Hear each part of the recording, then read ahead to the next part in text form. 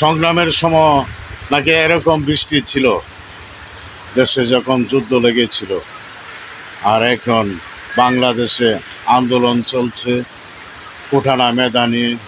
এটার মনে একটা ফায়সালা হবে। এই বৃষ্টি নামছে, 2-3 দিন বড় বৃষ্টি হচ্ছে, আরও হবে দিনের, মনে হয় বৃষ্টি আরও হবে। সংগ্রামের সময় এরকম ছিল, বৃষ্টি হতো বলে আমার বাবা মা বলেছিল। আমি তো ছোট ছিলাম, তুলেছিলাম, আমি তো দেখি নাই। বাবা মা বলেছে সংগ্রামের সময় নাকি অনেক বৃষ্টি, প্রচুর বৃষ্টি হয়েছে, দেশ স্বাধীন হয়েছে। এখনও মনে হয় যে আন্দোলন হচ্ছে, তার একটা সমাধান হবে।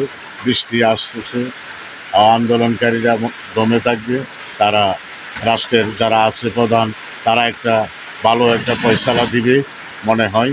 বৃষ্টির দিনে মানুষ নীরব আছে, এই মুহূর্তে আপনারা ভালো একটা ফয়সালা দিয়ে দেন, দেশ শান্তি হোক, দেশের মানুষ শান্তিতে বসবাস করুক। তা না হলে দেশের মানুষ অনেক অনেক কষ্টের দিনাতিপাত করছে, মানুষের মনের শান্তি নেই, চলাফেরায় করতে গেলে মানুষের বড় আতঙ্কে থাকে।